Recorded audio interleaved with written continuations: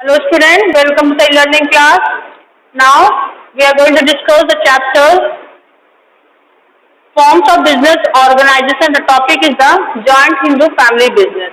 That is the third form of the private sector enterprises. So private sector का third form है हमारा Joint Hindu Family Business.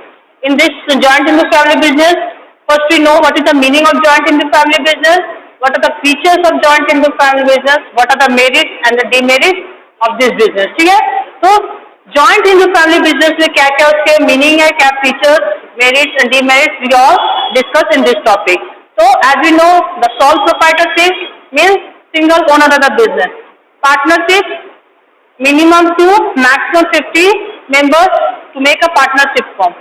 But here in the joint hindu family business, when the people of the many members are there, when the people belonging to the same family to run the business organization, मतलब जो member उस family से belong है उसी को business run कर रहा है, that is known as the joint Hindu family business. So meaning of joint Hindu family means it refers to that business organisation under which all the members of the joint Hindu family carry a business under the control of सत्ता of the family. तो joint Hindu family जो हमारे ancestor द्वारा business organisation setup होता है उसी को continue business start करते हुए उसको हम जॉइंट हिंदू फैमिली बिजनेस कहते हैं. ये business according to Hindu act law के द्वारा होता है.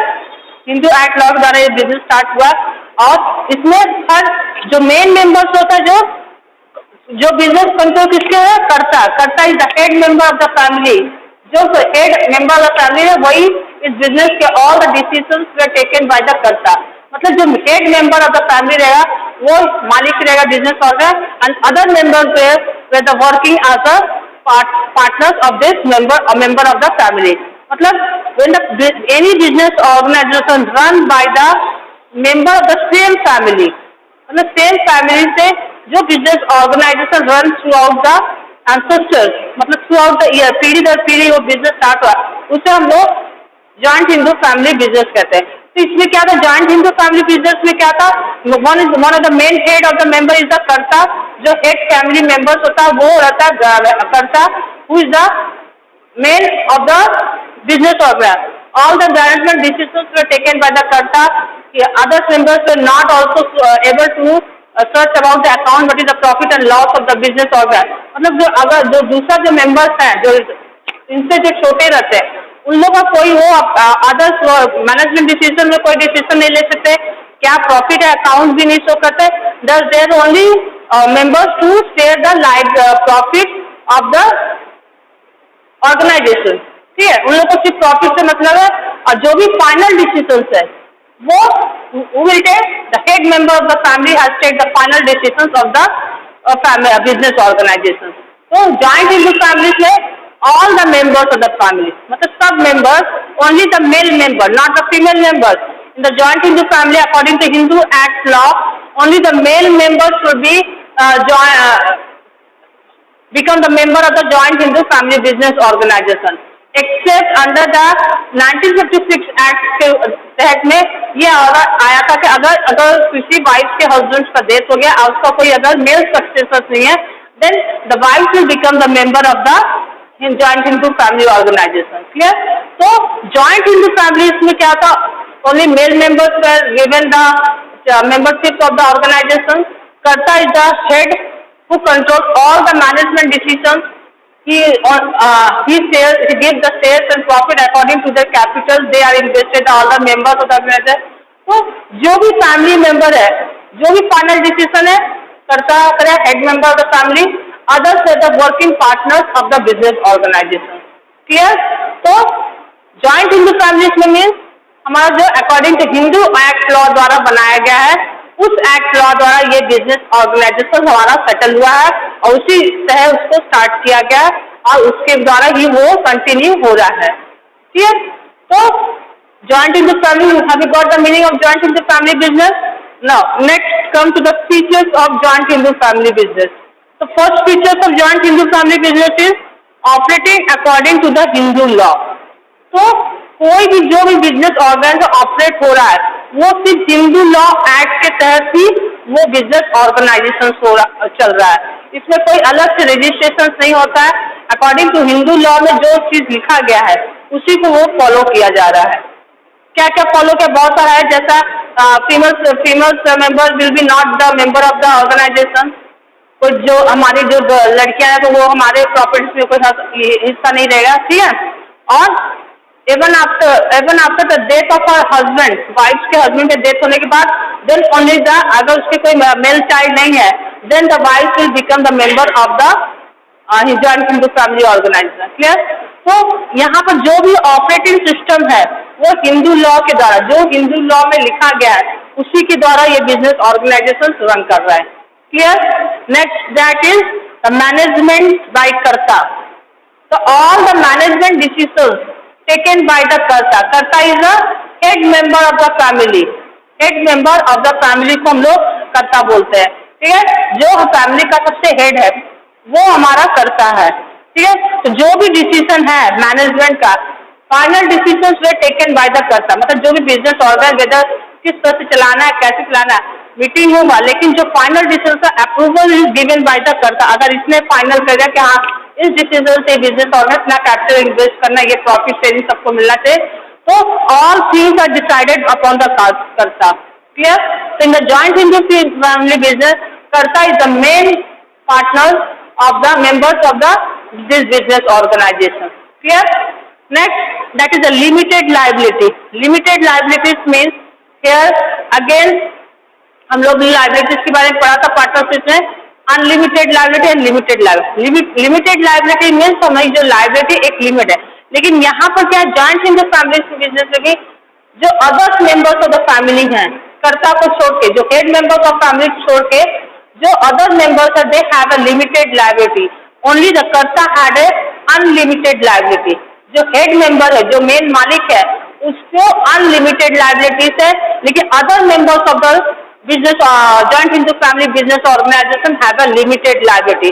अनलिमिटेड लाइबिलिटी इस बारे में कई बार कल भी पार्टनरशिप में बता दिया था कि अनलिमिटेड लाइबिलिटी मतलब अगर क्रेडिटर्स का डेब्ट नहीं रिकवर हो रहा है तो पार्टनर जो भी हो वो अपने पर्सनल एसेट से उस डेब्ट को रिकवर करना है। क्लियर? तो limited liability, other members have a limited liability, only karta has a unlimited liability. Clear? Next, that is a permanent existence.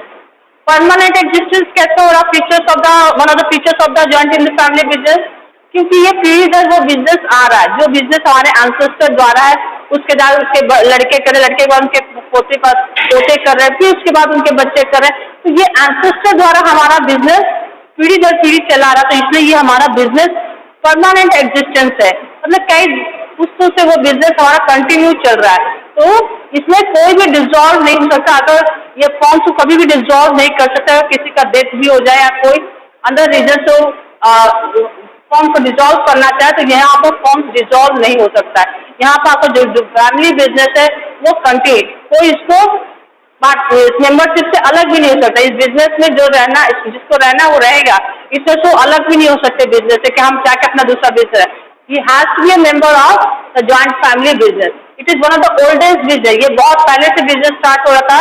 और यहाँ पर जो परमानेंट एग्जिस्टेंस है, मतलब यहाँ पर फॉर्म्स कोई डिसॉल्व नहीं कर, कोई none of the member can able to dissolve the form even after the death of any member.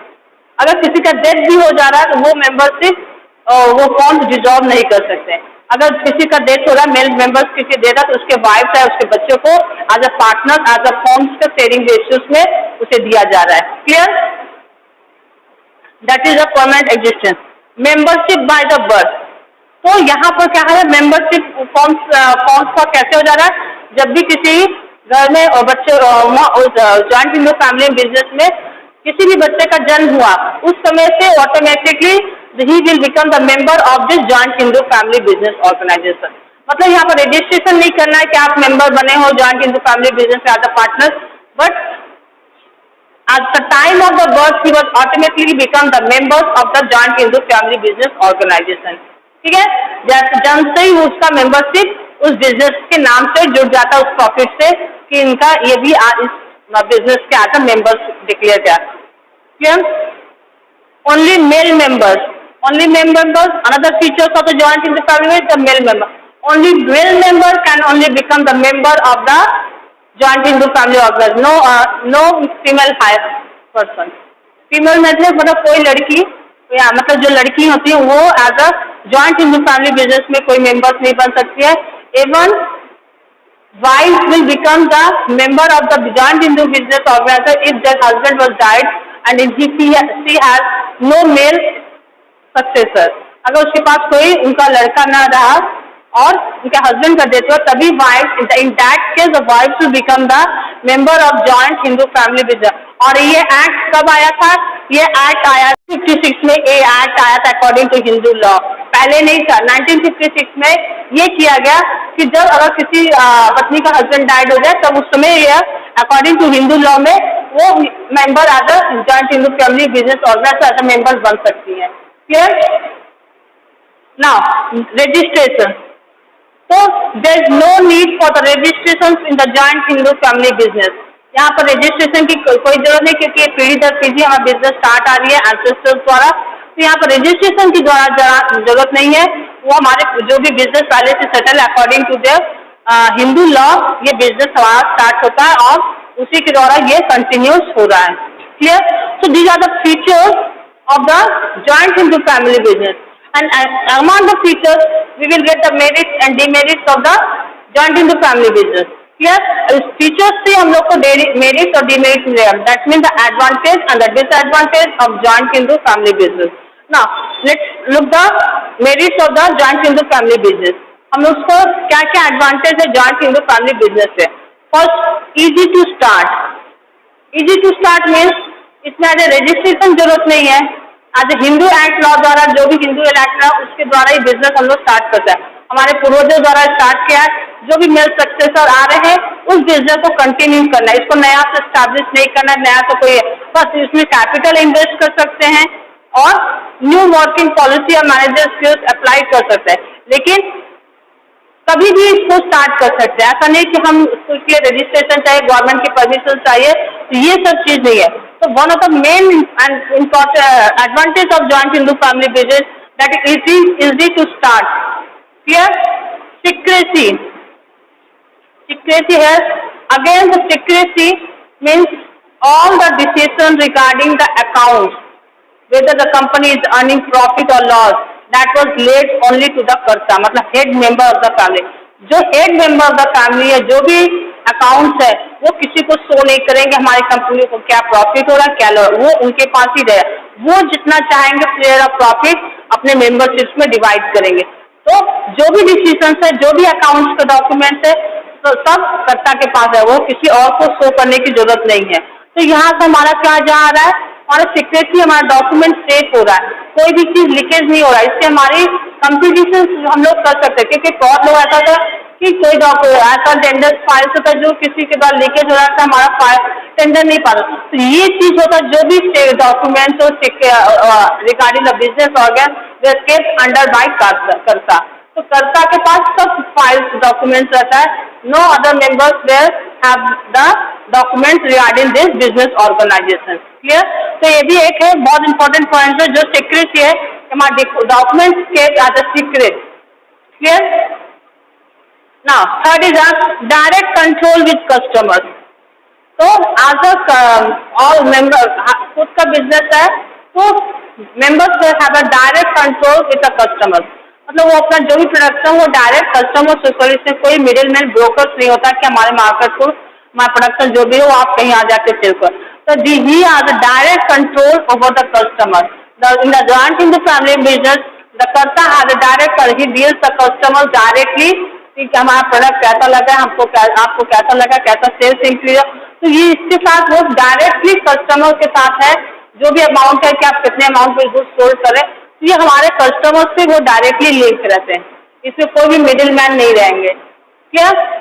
Prompt decision. Prompt decision means as only the karta is the taking all the decision regarding if any business और if the business falls any taking the decision that we take a prompt decision at a moment. क्यों? क्योंकि जो भी decision है एक member को लेना है, वो डायरेक्ट कर्ता को लेना है. All the members vest only as a working partner. तो वो करता है जो डिसीजन है, कोई मीटिंग की जरूरत नहीं, कोई अरेंजमेंट की, जो डिसीजन है उसको फाइनल उसी को लेना है। तो एज अ प्रॉम्प्ट डिसीजन मतलब कोई भी बिजनेस ऑर्गन कोई प्रॉब्लम फेस हो रहा है तो एज अ प्रॉम्प्ट डिसीजन ही has taken to smoothly run the business organisation. मतलब अपने बिजनेस को रन करेंगे तो तुरंत भी कोई भी डिसीजन ले सकता है ताकि उसका बिजनेस ऑर्गेनाइजेशन स्मूथली रन कर सके। Clear? Next, that is the next point, that is the advantage of inheritable quality। advantage of inheritable किस तरह से हम लोग का inheritable quality मतलब कैसा improve है, कैसा रेपुटेशन कैसे कर रहा है गुड।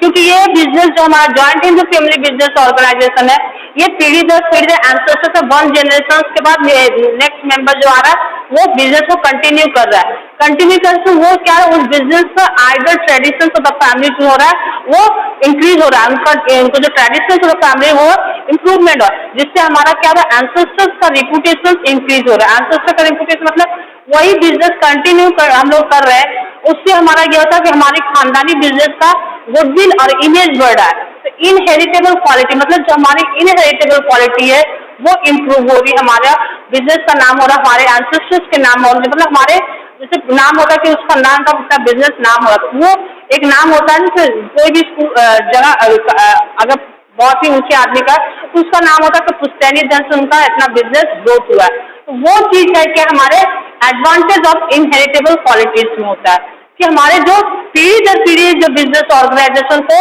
ग्रोथ हो रहा है, डेवलपमेंट हो रहा है, जिससे हमारे पूर्वजों का नाम हो रहा है, उसी में बोला जा रहा है one of the advantage of the business joint Hindu family business organisation that is increase the inheritable quality. हमारे रिपुटेशन ग्रोथ कर रहा है, हमारे गुडविल हमारा बन रहा है। Clear? Next, the limitation of the joint Hindu family business organisation. तो जिस तरह से हमारा एडवांटेज है हर सेक्टर्स में उसका हमारा लिमिटेशन भी है। First is the limited resources in the joint Hindu family business organisation. Limited resources क्योंकि वही एक ही मेंबर्स ऑफ द फैमिली जो है वो लोग कैपिटल इसमें इन्वेस्ट कर रहे हैं, तो इसमें क्या होता है इससे हम लोग का लिमिटेड रिसोर्स होने से हम लोग कॉम्पिटिशन में पीछे हो जाता है, हमारा प्रॉपर डेवलपमेंट नहीं हो रहा है, हमारा ग्रोथ, क्योंकि हम जितनी कैपिटल इन्वेस्ट करेंगे हमारा उतना ही बिजनेस ग्रोथ एक्सपैंड करेगा, उतना ही डेवलप करेगा। तो एज अ लिमिटेड रिसोर्स होने की वजह से हमारा joint Hindu family business organisation ज्यादा ग्रोथ नहीं कर रहा है, एक्सपैंड नहीं कर रहा है, जैसे तरह हम लोग का कंपनी और पार्टनरशिप हो रहा है। तो लिमिट इसमें सिर्फ फैमिली मेंबर्स ही बिजनेस करेंगे, अदर्स को नहीं करे, इसमें हमारा लिमिट रिसोर्स भी लिमिटेड है। रिसोर्स लिमिटेड होने से हमारा कैपिटल लो है, कैपिटल लो तो हमारा बिजनेस भी डेवलपमेंट और ग्रोथ नहीं हो रहा है। तो as due to the limited resources the business joint in the family business organisation does not expand और डेवलपमेंट ऑफ द ऑर्गेनाइजेशन। क्या होता है उन लोग का कोई बिजनेस में एक्सपैंड और डेवलपमेंट नहीं हो पा रहा है। Clear? Next, that is the unlimited liability. Unlimited liability अभी हमने आप लोग को कई बार बताया, पार्टनरशिप में बताया, यहाँ बता दे रहे फिर से। Unlimited liabilities means that only the head member of the family bears the unlimited liability in the joint Hindu family business organization। ठीक है, यहाँ पर जो हेड मेंबर है वही अनलिमिटेड लायबिलिटी बियर करे, बाकी other members have a limited liability. तो जो भी कंपनी का लॉस होगा, business joint Hindu family business organisation का लॉस होगा वो पूरा एक ही मेंबर को बियर करना है, वो अपने पर्सनल एसेट्स को भी सेल कर सकते हैं to bear the liability of the firm. Clear? तो यहाँ पर unlimited liability goes to the only head member of the family. Next, the dominance of the karta. तो वन ऑफ द फीचर्स तो हमने पढ़ा था कि all the management decisions were taken by the head member of the family, that means the karta. Dominance means misuse the power. कभी कभी कर्ता क्या होता है ना, जो अदर मेंबर्स लोग नहीं चाहते, जो हमारे तुम लोग भी हो, जो हमारे दादा लोग चाहते हैं, जो संस्कृति कहते हैं वो चीज वो लोग जो चाहते हैं वो अब तुम लोग नहीं करना चाहते। तो same thing happen the joint Hindu family business organisation कि जो हमारे बड़े हैं वो जो पावर यूज करना, जो यूज वो उसके बच्चे लोग नहीं यूज करना, तो उससे क्या होता कभी कभी इन लोग में मतभेद भी होता है। डोमिनेंस ऑफ कर्ता, डोमिनेंस अपना पावर से कि आपको जो हम बोल रहे वही करना, उसके अलावा आप कुछ नहीं कर। तो उससे क्या है बहुत मिसअंडरस्टैंडिंग हो जाते हैं बच्चों में कि हम ये अपना पावर दिखा रहे हैं हमको इससे क्या होता है कभी कभी कॉन्फ्लिक्ट हो सकता है बिजनेस ऑर्गेनाइजेशन जो उसके डिसीजन के खिलाफ जा भी नहीं सकते, ना ही तो मन लगा के उसमें काम भी करते हैं। तो इससे क्या हमारा बिजनेस ऑर्गेनाइजेशन को लॉस भी हो सकता है, हमारा रेपुटेशन डिक्रीज हो सकता है, और उससे हमारा डेवलपमेंट और ग्रोथ भी हैम्पर कर सकता है। तो डोमिनेंस ऑफ कर्ता मतलब misuse the power of on the other members of the family members of the business organisation. Clear? Next that is the limited manager skills. Limited manager skills मतलब यहाँ पर हमारा कैपिटल लो है, तो हमारा बाहर से ज्यादातर हम लोग एम्प्लॉय भी नहीं ला सकते, जो फैमिली मेंबर्स है वही लोग उसमें वर्क कर रहे हैं, अदर्स बाहर से मेंबर्स हैं, तो हमारा लिमिटेड मैनेजर स्किल्स भी बहुत लिमिटेड है, क्योंकि हर मेंबर्स में लिमिटेड आदमी है तो लिमिटेड मैनेज स्किल्स है। तो इसमें भी joint in the family business में हमारा लिमिटेड मैनेजर स्किल्स भी हो रहा है, जिससे हमारा डेवलपमेंट और ग्रोथ में हैम्पर कर रहा है। Clear? Lack of cooperation among the members. Lack of cooperation among the members means कि कभी कभी ऐसा होता है कि जो डिसीजन जो हेड मेंबर है वो अदर्स मेंबर्स उससे सेटिस्फाइड नहीं होते हैं, उस डिसीजन से वो नहीं मानना चाहिए। लेकिन हमने भी क्या कहा कि joint in the family the business under control of कर्ता, जो भी डिसीजन है, जो भी प्रॉफिट एंड लॉस है, वो सब कर्ता डिसाइड करे किस मेंबर को कितना प्रॉफिट दिया है, किसको कितना दिया जाए, किसको लॉस बियर करना है। तो जो भी डिसीजन है वो कर्ता लेता है। तो अदर्स मेंबर्स को लगता है कि उसकी हम लोग को as a working partner as a servant we are doing the work. तो कभी कभी उन लोग में भी लैक ऑफ कॉपरेशन आ सकता है मेंबर्स में, that we are only the servant of the business, we are not the head of this, मतलब कोई भी मालिक नहीं है बिजनेस वाला। इससे भी कभी कभी आदमियों में अपने में मतभेद होने लगता है। आज से जो जॉइंट हिंदू फैमिली बिजनेस जैसे ज्यादा लोग जॉइंट हिंदू में सभी को दिक्कत होती है कि आजकल जो आज की जनरेशन है वो जॉइंट हिंदू फैमिली में रहना भी नहीं चाहते। क्यों नहीं रहते? क्योंकि सोचते ज्यादा लोग रहेंगे तो ज्यादा तकरार होगा। ऐसा नहीं है, सब पहले भी लोग रहते थे, वही चीज है। जॉइंट हिंदू फैमिली बिजनेस में तो ज्यादा लोग है, जो फैमिली मैटर सेंटर पे डायरेक्ट डिसीजन भी नहीं लेते। सबको अगर जॉइंट हिंदू फैमिली चलाना है तो सबकी मत को लेके चलना पड़ता है, अपना फाइनल डिसीजन है। आज की जनरेशन क्या है, क्यों अलग होते जा रहे हैं? क्योंकि वो सिर्फ अपना डिसीजन ही लेना चाहते हैं, कोई अलग नहीं लेना चाहते। सेम चीज इन the joint Hindu family business organiser, जो भी डिसीजन लेना है सबको एक साथ मिलकर डिसाइड करना है to run the smoothly for the family organisation, for the family business. मतलब जो भी डिसीजन है जो हमारे फैमिली के लिए फायदे हो, हमारा फैमिली को बेनिफिट है, then only those decision will be taken for the business organisation. तो इसमें हमारा कभी कभी लैक ऑफ कॉपरेशन भी हो सकता है, कभी कोई लोग किसी डिसीजन से खुश है, कोई दूसरे लोग भी है, इससे हमारा लैक ऑफ कॉपरेशन भी जॉइंट हिंदू फैमिली ऑर्गेनाइजेशन बहुत ज्यादा है कि हर मेंबर एक दूसरे से सहमत न होने की वजह से ये बिजनेस हमारा कभी कभी लॉस में हो जाता है, जिसके कारण वो बिजनेस बंद हो जाता है, इंस्टॉलमेंट हो जाता है सबकी, क्योंकि उनके पास पैसा नहीं रहता, लॉस हो रहा है, हेवी लॉसेस हो रहा है, तो लोग बहुत ज्यादा लॉसेस में होने जा रहे हैं, जिसकी वजह से हमारा बिजनेस ग्रोथ नहीं हो रहा है। तो this are the limitation of limited resource, unlimited liabilities, dominance of कर्ता, limited manager skills, lack of cooperation among the members. Next topic, that is the next topic is the cooperative society organization. In this topic, we will discuss the meaning of cooperative society, features and the merit and demerits of the cooperative society. So, as we know, the sole proprietorship, partnership, joint Hindu family business. ये तीनों चीजें मैं discuss किया। Next we will come to the cooperative society. Cooperative society और organisation, cooperative society को हम लोग organisation भी कहते हैं और it will written as a cooperative society also. Clear? There are the same meaning. तो फर्स्ट मीनिंग क्या है कोऑपरेटिव सोसाइटी? कोऑपरेटिव मीन्स हम लोग क्या बोलते हैं, कोऑपरेटिव, कोऑपरेशन मतलब मिलके वर्क करना, working together in a cooperate manner according to your will, मतलब अपने इच्छा से वर्क करना for the welfare of the society. यहाँ सोसाइटी लिखा है तो यहाँ पर सोसाइटी के लिए वर्क करना। तो cooperative organisation of society is a form of organisation in which the members come according to their will for the welfare of the society. मतलब जो भी मेंबर्स हैं अपने इच्छा से इस ऑर्गेनाइजेशन से इन्वॉल्व होते हैं और for the welfare of the societies के लिए वो वर्क करते हैं। यहाँ पर ऑर्गेनाइजेशन का मेन मोटिव प्रॉफिट मोटिव नहीं रहता है, यहाँ पर main motive of cooperative organisation का is the service motive. Clear?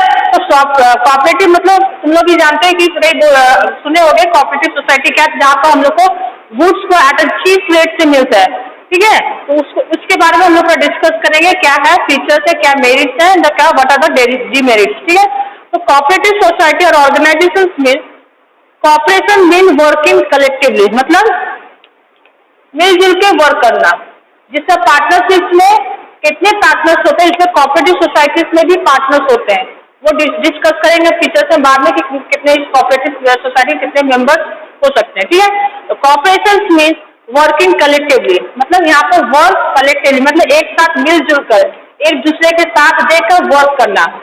It is that form of organisation where a person is voluntary मतलब पर्सन अपने इच्छा से आता है, अपने इच्छा से ज्वाइन करेगा मेंबर्स, अपने इच्छा से सोसाइटी छोड़ सकता है। ठीक है, where a person is voluntarily associated together as a human on the basis of equality for the promotions of the economic interest of themselves, मतलब अपना भी इंटरेस्ट देखना है और for the welfare of society also, मतलब ये main motive है यहाँ पर, वो वेलफेयर फॉर द सोसाइटी, अपना इंटरेस्ट नहीं देखना है, प्रॉफिट मोटिव नहीं देखना, मतलब अपना भी इनकम हो, लेकिन बेसिकली मेन मोटिव हमारा सर्विस मोटिव हो, ताकि हमारा जो भी हमारा for the weakest section of the society को हेल्प है और हमारा भी उससे इनकम हो सके।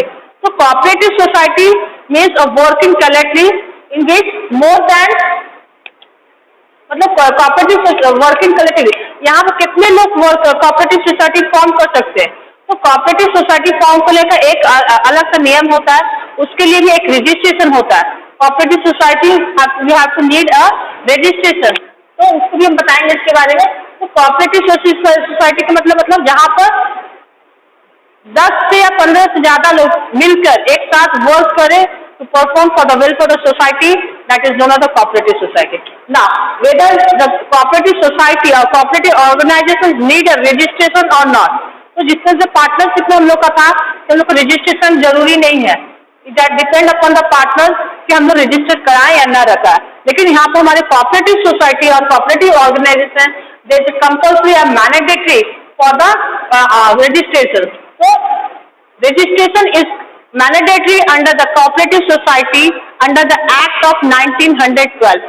तो हमारा अगर कोई भी कोऑपरेटिव ऑर्गेनाइजेशन सेट करना चाहता है, स्टैब्लिश करना चाहता है, he has to first get registered under the Cooperative Act of 1912 के अंदर अपने उस कोऑपरेटिव सोसाइटी को रजिस्टर्ड करना है, और उसके बाद ही वो सोसाइटी में ऑर्गेनाइजेशन को स्टैब्लिश कर सकता है।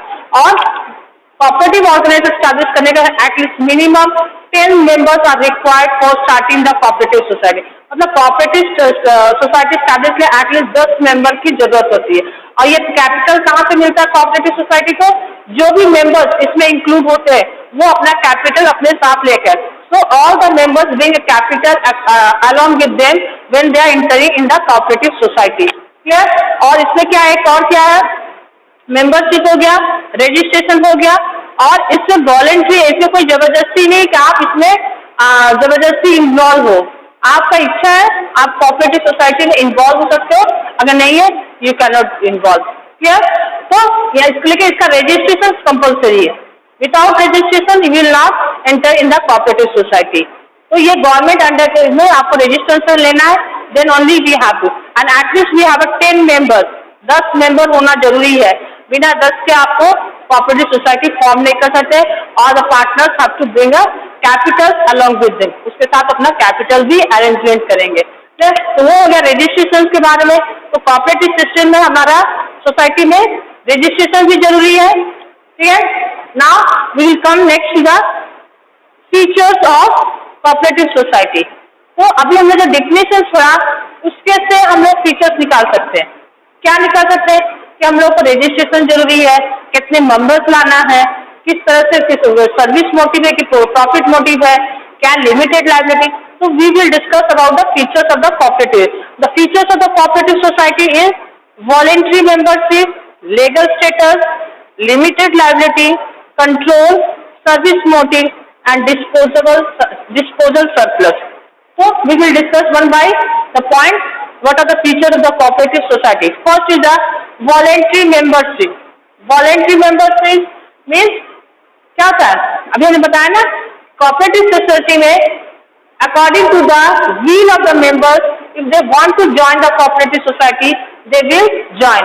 अगर कोई मेंबर को इच्छा है कोऑपरेटिव सोसाइटी में ज्वाइन हो, वो ज्वाइन कर सकता है, और कभी भी वो निकलना चाहे तो वो कोऑपरेटिव सोसाइटी से हट भी सकता है, लेकिन उसको साथ उनके कुछ है असूल, तो उसको रजिस्ट्रेशन कराना पड़ेगा और कैपिटल साथ में लेना पड़ेगा.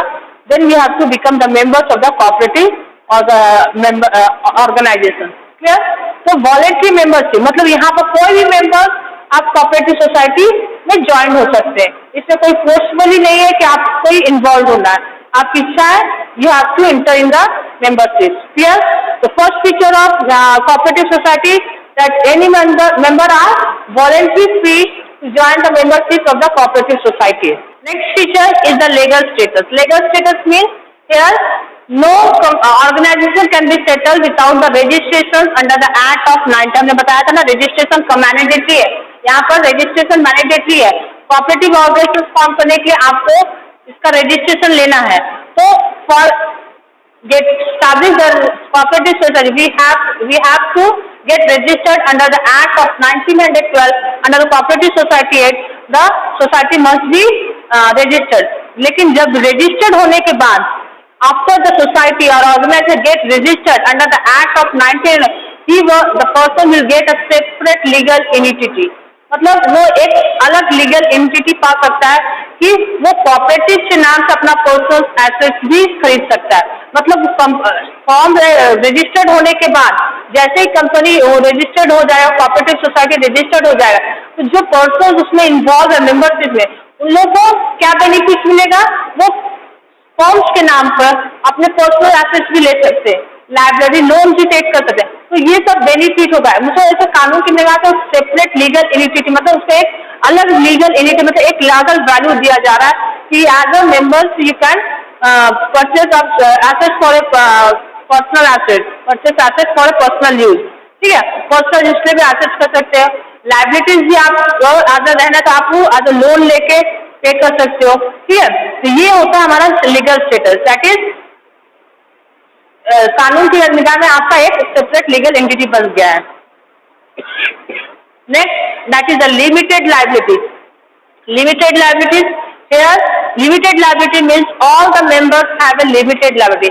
मतलब आपका जितना आपने कैपिटल्स लाया है, आप अगर आपके कंपनीज को लायबिलिटी है तो जो आपका कैपिटल के हिसाब से ही आपको लायबिलिटी दिया जाएगा. ये नहीं कि आपको 10,000 का कैपिटल लाया तो आपको 15,000 का, नहीं, जितना आपका कैपिटल है उसी के हिसाब से आपको लायबिलिटी दिया जाएगा.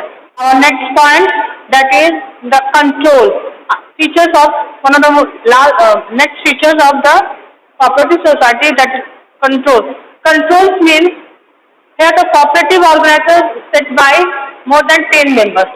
More than 10 जो भी members हैं, all the members have a right to take a decision in the management function. मतलब जो भी decisions होगा सब members उसमें equally interested रहेंगे कि वो decisions आगे लिया जाए. क्योंकि इसमें क्या था, कोऑपरेटिव सोसाइटी में क्या था, जो मेंबर्स रहते हैं उसमें से as a head committee members को example as a cooperative society में as a head member select किया जाता है.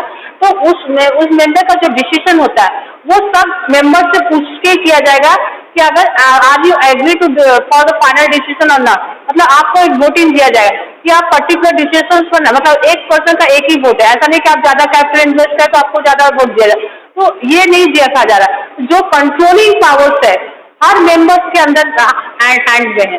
जो भी मैनेजमेंट का डिसीजन है हर मेंबर्स कंट्रोलिंग पावर्स को लेगा. उसका जो भी फाइनल ऑर्गेनाइजेशन के लिए बेनिफिट्स के लिए होगा वो डिसीजन सब कुछ एक साथ मिलकर लेना पड़ेगा, तभी फाइनल डिसीजन का निर्णय होगा. तो here the controlling power is among all the members of the organization. जो कोऑपरेटिव ऑर्गेनाइजेशन का मेंबर्स है जो हर मेंबर्स के हैंड्स में होता है. Without consent of all the members the work will be not proceed. मतलब जब पूरा पर्सन एग्री है उस वर्क के लिए, उस रूल्स के लिए, then the work will proceed. Clear? This is the fourth features of cooperative organization. And the next fifth feature is the service motive. One of the main motive of the cooperative society that he has to serve the society of the weaker section of the society, or that is this organization settle for the welfare of the society. मतलब ये organisation जो weaker section of the society में उन लोगों की help के लिए किया जा रहा है। यहाँ पर ऑर्गेनाइजेशन का main motive to serve the society, not a profit motive. यहाँ उनका प्रॉफिट अर्निंग नहीं था, यहाँ पर उनको सोसाइटी को सर्व करा। किस तरह से सोसाइटी को सर्व करे कि वो गुड्स को एट अ चीपेस्ट रेट में बेच रहे हैं, मतलब at the best quality of good at a cheaper rate. तो वो चीपेस्ट रेट में कैसे सेल करे, वो गुड्स वो यहाँ पर गवर्नमेंट यहाँ पर कोऑपरेटिव सोसाइटी को हेल्प करी है। वो गुड्स जो गवर्नमेंट के पास उन्होंने ये मार्केट वो ऑर्गेनाइजेशन ये गवर्नमेंट के पास जाके वो प्रोडक्शन खरीदते हैं एट अ चीपर रेट, मतलब गवर्नमेंट सोसाइटी को एट अ चीपर रेट में गुड्स सप्लाई करते हैं ताकि ये वीकर सेक्शन को एट अ चीपर रेट में सप्लाई कर सके। एज अ प्रॉफिट अर्निंग तो होगा, यहाँ पर प्रॉफिट अर्निंग है, लेकिन मेन मोटिव यहाँ पर है हमारी सोसाइटी को करना है। ऐसा नहीं कि प्रॉपर्टी सोसाइटी फॉर्म हो रहा है तो यहाँ पर कोई प्रॉफिट नहीं हो रहा है, प्रॉफिट हो रहा है लेकिन एट अ लो रेट में प्रॉफिट हो रहा है। ठीक है, लो रेट में profit to serve the society. तो यहाँ पर प्रॉफिट अर्निंग मेन मोटिव है, लेकिन हमारा सोसाइटी को सर्व करना हमारा मेन मोटिव है। ठीक है, जो वीकर सेक्शन सोसाइटी को हमको सर्व करना है, हमारी सोसाइटी का डेवलपमेंट कैसा हो रहा है हमको वो चीज पूरा ये कोऑपरेटिव ऑर्गेनाइजेशन देखभाल करता है। So one of the main another features of the cooperative organization to serve the society. His main aim to service motive. Clear? Next is a disposable surplus. Disposable surplus means how to divide the surplus. मतलब surplus means क्या है? The profit. अब किस तरह से profit divide किया जा रहा है, मतलब सपोज कोऑपरेटिव सोसाइटी में जो प्रॉफिट अर्न हुआ है उस प्रॉफिट को वो कैसे मेंबर्स में डिवाइड करे, किस तरह डिस्ट्रीब्यूट कर रहे हैं। तो जो भी सरप्लस है, जो भी प्रॉफिट है ऑर्गेनाइजेशन का, उसमें से 1/4 of the profit will be kept as a general reserve, मतलब जनरल रिजर्व में रखा जा रहा है ताकि फ्यूचर में कोई भी अगर जरूरत है उस रिजर्व से हम लोग एज अ फंड ले सके, ताकि हमें ऑर्गेनाइजेशन जो भी हमारा डेवलपमेंट करना हो वो फंड से लिया जाता है। उसके बाद 10% of profit are use for the development of society, मतलब सोसाइटी के डेवलपमेंट के लिए भी हमको इस प्रॉफिट में से 10% निकाल लिया जाता है ताकि हम हमारी सोसाइटी में जो भी डेवलपमेंट, जैसे पानी का नल नहीं है, इलेक्ट्रिसिटी नहीं, तो वो सब थोड़ा प्रोवाइड करने के मतलब आता वेलफेयर द सोसाइटी, मतलब गंदगी है तो उसको साफ सफाई में जो खर्चा लगा वो 10% प्रॉफिट आकर कोऑपरेटिव ऑर्गेनाइजेशन निकाल लेते हैं ताकि हम वो थोड़ा well for the development of society. उसके बाद जो प्रॉफिट बच रहा है वो ऑल द मेंबर्स में डिवाइड किया जा रहा है। जितने भी मेंबर्स है डेवलपमेंट है ऑर्गेनाइजेशन में, जो रिजर्व 10% प्रॉफिट निकालने के बाद जो प्रॉफिट बच रहा है वो सब मेंबर्स में डिवाइड कर दिया जा रहा है अकॉर्डिंग टू द कैपिटल। जो जितना कैपिटल था उसके हिसाब से उनको वो प्रॉफिट डिवाइड कर दिया जा रहा है। Clear? So these are all the features of the cooperative society. First is a voluntary membership, legal status. Third is a limited liability. Fourth is a control. Fifth is a service motive, and sixth is a disposable surplus. Clear? Now, next we come to the merits of cooperative organization. What are the merits of cooperative organization? Means easy formation.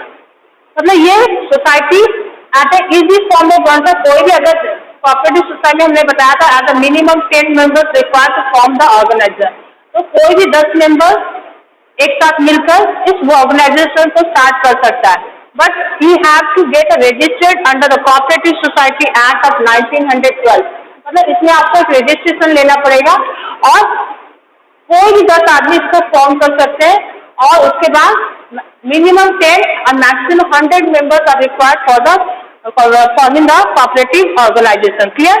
Cooperative organization के लिए हमको minimum 10 members required है और 100 members maximum है, और इसमें हमको कोई भी आदमी जो सोसाइटी की वेलफेयर के लिए कन्वर्ट करना चाहता है वो form, that it is easy form to form a cooperative society. Clear? Limited liability, again the limited liabilities come. Limited liability हमने फीचर्स नहीं बताया था, now limited liability again comes. इसमें क्या फायदा है लिमिटेड लायबिलिटीज में कि कोई भी मेंबर्स अपने पर्सनल एसेट से लायबिलिटी बियर नहीं करेगा, जितना कैपिटल उन्होंने इन्वेस्ट किया उसी के अंदर से उनको वो लायबिलिटी देना पड़ेगा, वो अपने पर्सनल एसेट्स को नहीं छुएंगे कि हमको अगर लायबिलिटीज है तो हमको अपना पर्सनल एसेट है। Limited liability means this you have to pay the liability और डेट बिटवीन द लिमिटेड मतलब लिमिट में रहेगा। क्लियर? स्टेबिलिटी, ये बिजनेस स्टेबिलिटी है, मतलब स्टेबल मतलब ये कंटिन्यूस है, कोई भी मेंबर इसको डिसॉल्व नहीं कर सकता, कोई भी मेंबर अगर छोड़ के जाना सकता है छोड़ के जा सकता है, ऐसा नहीं कि वो छोड़ के जाए तो ये बंद हो जाए। तो जो कंटिन्यूस मेंबर्स रहेंगे, जो एग्जिस्टिंग मेंबर रहेंगे, उस ऑर्गेनाइजेशन को रन कर सकते हैं, लेकिन ये स्टेबल रहेगा। ऐसा नहीं कि किसी के मेंबर्स को छोड़ के जाने से हमारा वो ऑर्गेनाइजेशन बंद हो जाए। तो ये हमारा जो कोऑपरेटिव ऑर्गेनाइजेशन एक स्टेबल बिजनेस है जो कंटिन्यूसली रन कर सकता है, किसी के आने और जाने से इसमें कोई इफेक्ट नहीं पड़ेगा। कोई भी as a wheel as voluntary base से कोई भी आ जा सकता है, कोई भी जा सकता है, इसमें कोई नहीं कि आपको दबाव दिया कि आपको कंटिन्यू करना है। लेकिन इसमें एक और है कि you have to give a notice before leaving the organization, मतलब आपको एक नोटिस देना पड़ेगा कि that we will not continue will become a member of cooperative society. अगर ये कोऑपरेटिव सोसाइटी बोलते हैं कि आपको 15 दिन के बाद आप मेंबरशिप छोड़ सकते हैं, then you have to do the work for 15 days. तो ये कोऑपरेटिव सोसाइटीज के ऊपर, कमेटी के ऊपर डिपेंड होता है कि वो अगर वो आपका वो नोटिस एक्सेप्ट कर ले, then you have to leave the organization, otherwise you have to stay for 15 or 30 days, whatever the time given by the head member of the committee. Clear? So this is the also one of the advantage of the cooperative society, that this business is a stable in stability. Clear? Now democratic management. Democratic management means, here all you know that this democratic means every people is free to take their decisions. यहाँ पर जो management decisions है cooperative organization में, हमारा all the members were democratic to do the take the decisions, मतलब जितने भी members are freely to take the decision regarding the cooperative society और ऑर्गेनाइजर। जितने भी मेंबर्स है जो मैनेजमेंट का decision, all the members are given right to take a decision regarding management. मतलब यहाँ पर equal one vote one person, मतलब जिससे हम लोग बोलते हैं वन वोट वन पर्सन, मतलब हर मेंबर्स का इसमें राय लिया जाता है, बिना राय का वो मैनेजर ने, तो हर मेंबर हर चीज में राय ले सकता है। तो this is also advantage of the cooperative organization. Third, equality voting right. अभी हमने बताया ना इक्वलिटी वोटिंग राइट, मतलब हर पर्सन का राय का एक इक्वल इम्पोर्टेंस दिया जाए, सबको एक समान माना जा रहा है। ऐसा नहीं कि आप ज्यादा कैपिटल लाए हो तो आपको ज्यादा पावर दिया जा रहा है, ऐसा नहीं, सबकी पावर इक्वल है, चाहे आप कम कैपिटल लाओ या ज्यादा, all the members have equal, मतलब जो भी डिसीजन है, जो भी प्रॉफिट शेयरिंग रेशियो, लॉस है, लायबिलिटीज है, सब मेंबर्स को इक्वली बियर करना है। इसमें किसी को ये नहीं कि आप कोई पार्टनर मेंबर 50,000 लाए तो कोई 10 लाख है तो उनको ज्यादा एडवांटेज दिया, ऐसा कुछ नहीं है। यहाँ पर all the member are equality, मतलब हर आदमी को वोट देने का हक दिया गया है, मतलब वोटिंग है, यहाँ पर हर मेंबर अपना डिसीजन ले सकते हैं। Next is the tax advantage. Tax advantage as this organization is settle for the welfare of the society, मतलब सोसाइटी में, मतलब समाज सेवा का, तो यहाँ पर जो कोऑपरेटिव ऑर्गेनाइजेशन का उसको टैक्स एग्जेम्प्ट किया जा रहा है। टैक्स एग्जेम्प्ट मीन्स मतलब उनको कोई टैक्स पे नहीं करना, मतलब इनका अगर प्रॉफिट भी हो रहा है तो वो टैक्स के अंडर टैक्स में नहीं आ रहे हैं, उनको टैक्स बियर नहीं करना है। अगर इनका प्रॉफिट है तो वो क्यों, क्योंकि ये as a welfare of the society exempt किया। तो one of the most advantage of the cooperative organization, none of the member will bear the tax for the organization, मतलब कोई भी टैक्स यहाँ पर जो ऑर्गेनाइजेशन से प्रॉफिट है उसमें कोई भी टैक्स गवर्नमेंट को पे नहीं करेगा। Clear? As we already show that we are the weaker section of the society, we are serving the society for the welfare of the country, मतलब अपने सर्विस सोसाइटी को सर्व कर रहे हैं for the welfare of the countries. Clear?